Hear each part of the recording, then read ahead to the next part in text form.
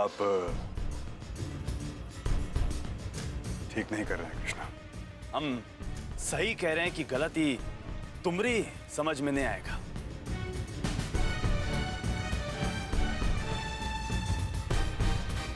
Court, ये तुमरी court कचहरी ने ना, ये जनता की अदालत है। यहाँ ऐसा ही होता है, तुरंत हाथों हाथ फैसला।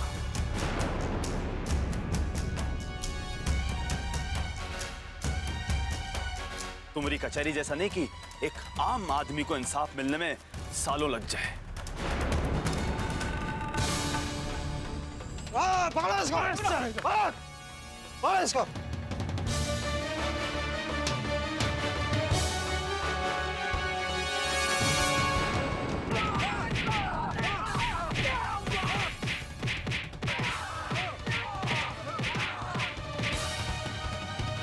रुक जाओ!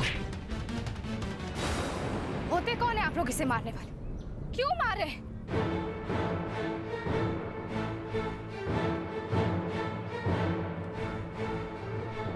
ये इन्हीं का पोस्ट चोरी किया है ना इसने, तो अगर ये इसे सजा देना चाहते हैं तो वो भी कानून के जरिए होगा, ना कि इस तरह से जानवरों की तरह पीट कर और उस तरह से क्रूर व्यवहार करके। ये गलत है। अगर कोनो बेचारा तुमरे बताई ये सही रास्ते पे चला ना, तो कचहरी के चक्कर काटते काटते होके जूते घिस जाए और जेब खाली हो जाएगी, जानती हो?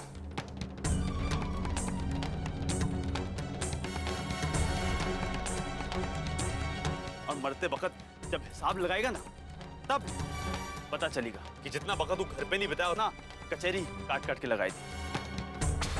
अरे ये चीज को तुम सही बताए कृष्णा, अगर तुम्हारा कानून से यकीन उठ गया है तो इसका मतलब ये नहीं कि राह पे चलते किसी भी इंसान को पकड़ के तुम इस तरह से मारना शुरू कर दो। तो कहा चाहते हो बिठाई के पूजे उसको, हैं? अरे अगर ऐसी हरकत करेगा तो यही व्यवहार करेंगे ओकरे साथ। तो इस हिसाब से तो आपके हाथ पैर भी तोड़ देने चाहिए, क्योंकि ऐसी हरकतें करते वक्त आप भी किसी गुंडे बदमाश से कम नहीं लग रहे। सबे हाथ। कृष्णा, कृष्णा,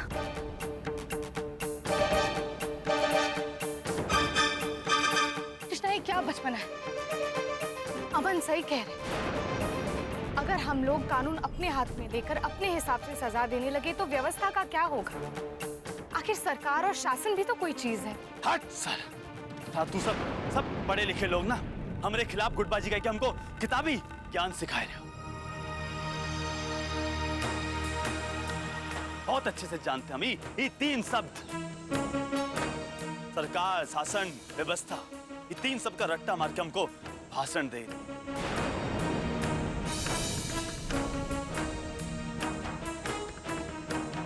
कृष्णा, ऐसी बात नहीं है।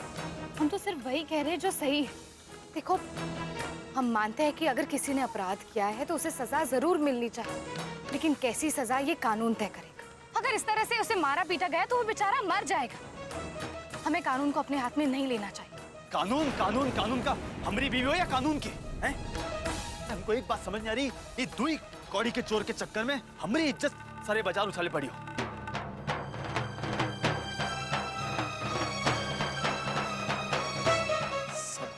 सब एक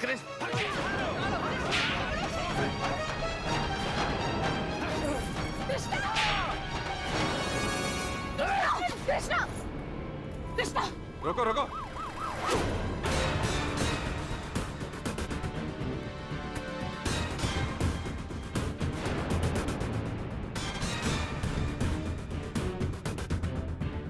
हवलदार इसको अंदर डालो, लेके जाओ। चलो। बहुत बहुत शुक्रिया, हमें इसकी बहुत दिनों से तलाश थी।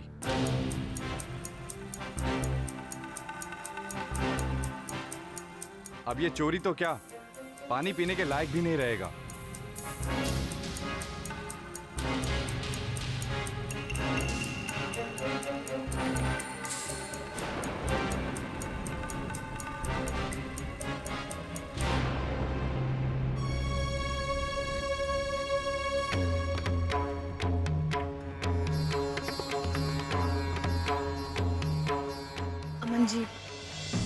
Really sorry. कृष्णा की तरफ से हम आपसे माफी मांगते हैं। आप क्यों माफी मांग रही हैं प्रतिज्ञा? कुछ लोगों को अकेला ही छोड़ देना चाहिए। खैर, आइए मैं आपको अपनी माँ से मिलवाता हूँ। माँ, ये प्रतिज्ञा है, आरुषि की बड़ी बहन। नमस्ते बेटा, जिस तरह तुमने हालात को संभाला, बहुत बहादुरी का काम किया। थैंक यू माँ जी, लेकिन हमें माफ कीजिएगा, हमें इस वक्त जाना होगा। लेकिन हम आपसे वादा करते हैं कि अगली बार जब हम मिलेंगे तब ढेर सारी बातें करेंगे। ठीक है, नमस्ते।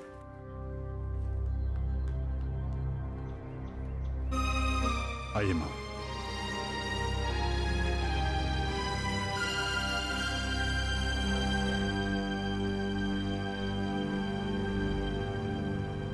अमन, ये कृष्णा कौन है?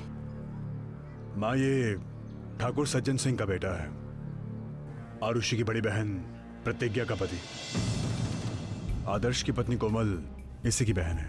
अमन, अगर तुम्हारे पापा को प्रतिज्ञा के ससुराल वालों के बारे में पता चला तो वो कभी भी नहीं चाहेंगे कि उनका रिश्ता किसी ऐसे परिवार के साथ जुड़े जिनकी ताल्लुका सज्जन सिंह जैसे गुंडे बदमाशों के साथ हो। बेटा, तुम्हें तो पता है, सज्जन सिंह जैसे समाज विरोधी तत्वों से वो कभी अपना रिश्ता जोड़ना नहीं चाहेंगे। माँ, सब कुछ तो पापा के हिसाब से नहीं हो सकता ना। और वैसे भी माँ, हमें आरुषि के परिवार से मतलब है, ना कि उसकी बड़ी बहन के ससुराल वालों से। आइए माँ।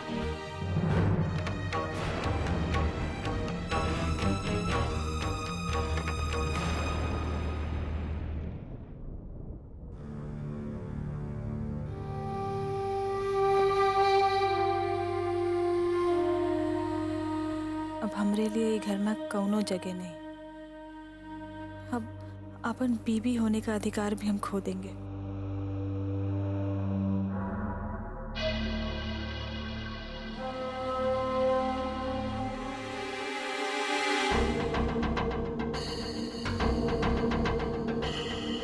का हो सकती अब?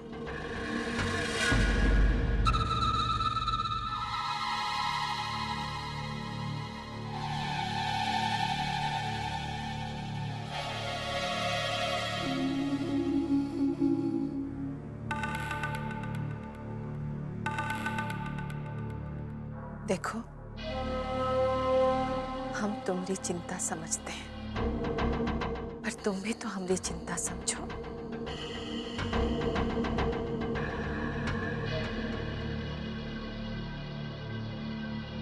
बंस को तो आगे बढ़ाना है ना। अरे तुम तो ये सोचो कि इतना सब कुछ होने के बाद भी ये घर के लोग तुमसे कितने प्यार से पेश आ रहे हैं। जानती हो हमारे साथ क्या हुआ था? अरे ब्याह के 1 साल तक बच्चा गोद में नहीं आया तो तुम्हारी एक घंटी सास ने हमारा जीना नरक कर दिया था। तुम्हारे ससुर जी की दूसरी शादी कराने चली थी, कह के कि हम बांझ हैं। और तुम्हारे ससुर को भी दूसर ब्याह का लड्डू बहुत अच्छा लगने लगा था। अरे वो तो भगवान की कृपा थी कि हमरे गोद में शक्तिया को डाल दिया, तब जाके हमको इस सब परपंच से छुटकारा मिला था। हाँ, कह सकती अब एक बात समझ लो कि पति की छोड़ी हुई मेहरारू और सराय में कौनो फर्क नहीं होता। दुनिया ऐसी औरत को धर्मशाला समझती है। फिर क्या करोगी? कहाँ जाओगी अपनी लाज की रक्षा करने?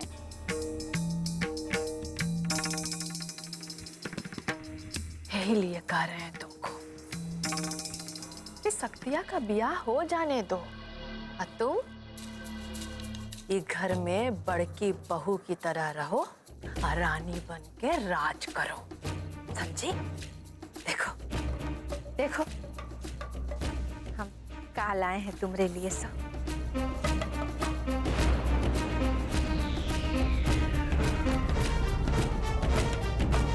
ये सब पुश्तैनी जेवर है। देखो कितना भारी है सब।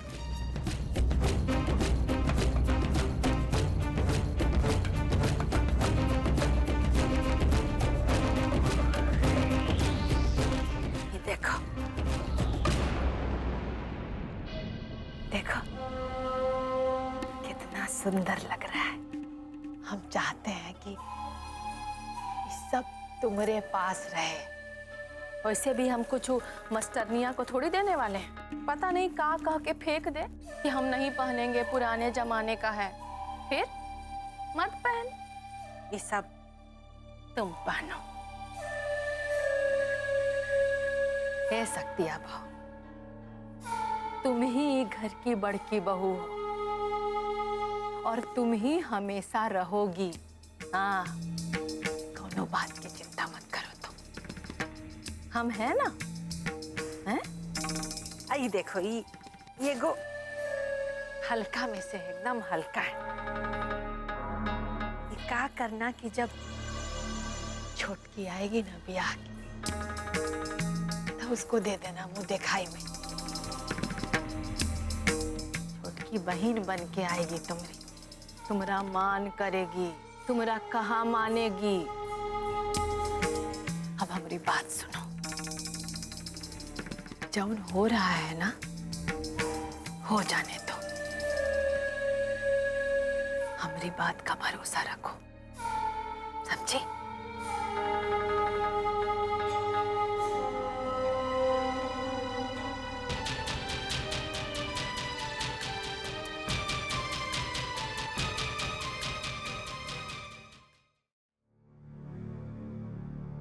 मनू हट, जब देखो तब कटा।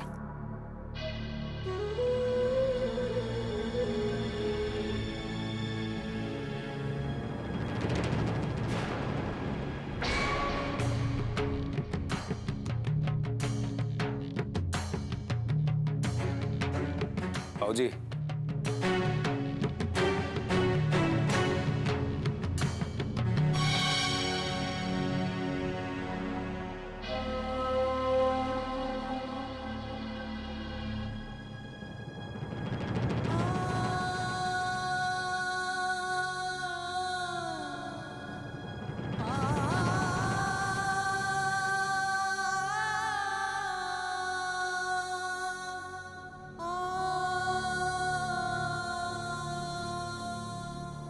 अरे अरे नमस्ते ठाकुर। अरे नमस्कार नमस्कार प्रोफेसर साहब। ए भैया, अरे बिना मतलब चिताए अचानक मतलब कैसे ही अब दबिश दे दियो भाई। समझिनो जी साथ में है। हाँ, लगता है कोनो विशेष बात है। आओ आओ आओ बिराजो, बताओ कैसे पधारो, पहले ही बताओ। बैठो।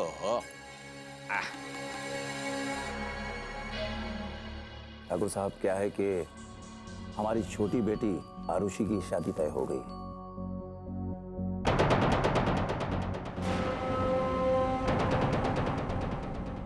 इसलिए हम आज सपरिवार आप सभी लोगों को उसकी सगाई में आमंत्रित करने के लिए आए हैं। अगर आप सब लोग हमारे घर पधारेंगे तो हमें बहुत खुशी होगी।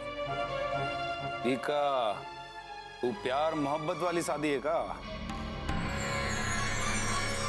हैं? वैसे भी आजकल ये हवा बहुत ही चल रही है। तो क्या कहते हैं, पढ़े लिखे लोगों का, एडवांस लोगों का जमाना। ऐसी कोई बात नहीं है। दरअसल ये शादी दोनों परिवारों की आपसी रजामंदी से ही हो रही है। हाँ, लड़का लड़की एक दूसरे को पहले से जानते थे और शादी ब्याह में तो ये जरूरी भी होता है कि लड़का लड़की एक दूसरे को जान लें। भाई, बाकी की जिंदगी जो उन्हें साथ में गुजारनी होती है। सही कह रहे हैं। वैसे भी हमको तो आरुषियाई प्यार मोहब्बत वाली शादी करने की लाइन की ही लगती है।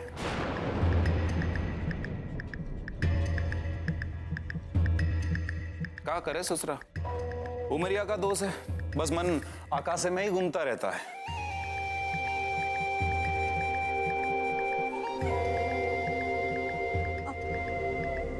प्रतिज्ञा अंदर है क्या? प्रतिज्ञा ये घर की महारानी है, उनका पैर ये घर में टिकता नहीं है। और आप तो हमारे बाबा को जानती हैं, जब प्रतिज्ञा जी डुगडुगी बजाती हैं तो हमारा बाबा नाचने लगता है।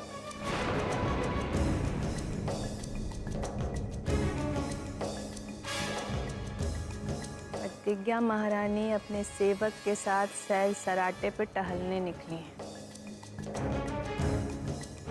हमको तो बता के भी नहीं जाती हैं कि कहाँ जा रही हैं, कब आएंगी। अब लौट के आएंगी तो पता चल जाएगा।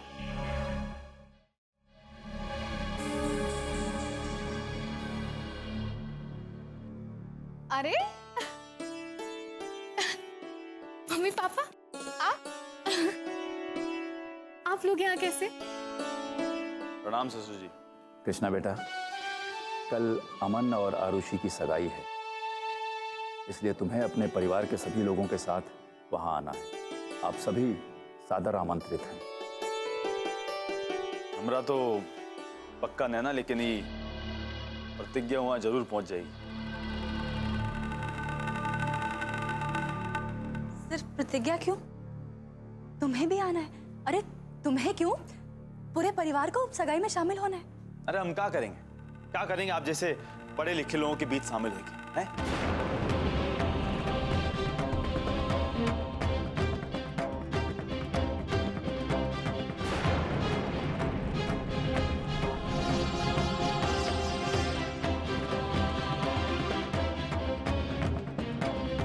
अरे हम ठहरे अनपढ़ गवार, ना हमको बात करने की कोनो तमीज, ना आप जैसी सभ्यता।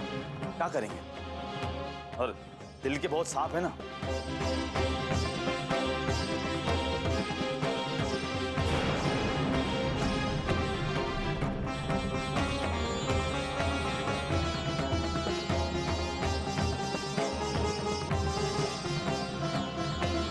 वो खुशी में बिना मुंह खोले तो रहा नहीं जाएगा, और मुंह खोला तो बेवजह नाराजगी हो जाएगी।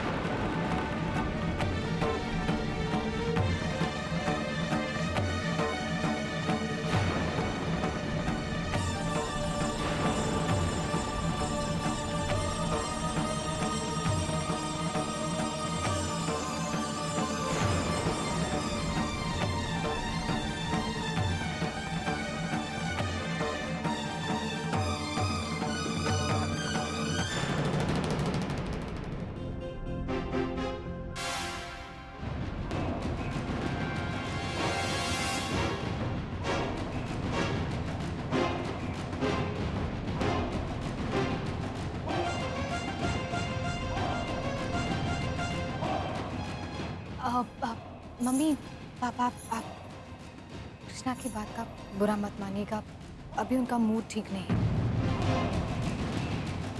लेकिन आप चिंता मत कीजिए, हम सब समय से पहुंच जाएंगे और सगाई का कार्यक्रम बहुत अच्छे से हो जाएगा। बैठिए ना, बैठो।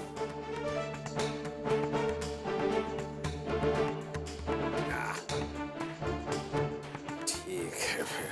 ठाकुर साहब, आप हमारे समधी हैं, इसलिए आपका आना बेहद जरूरी है। इसलिए आपसे हम अनुरोध कर रहे हैं कि आप इस शुभ अवसर पर आएं और हमारी बेटी को आशीर्वाद दें। हमें प्रोफेसर साहब भी बताओ, तुमको तो रजा अपने जात बिरादरी मिल गया होगा। ठाकुर साहब, लड़का हमारी जात का ही है।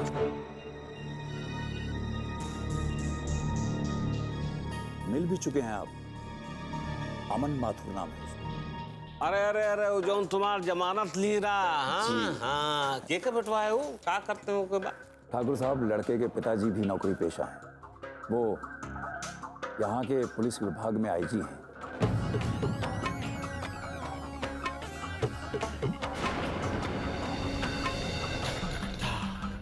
आईजी? सर्वेश्वर दयाल माथुर। ठाकुर साहब, आपने बिल्कुल सही पहचाना, वही है।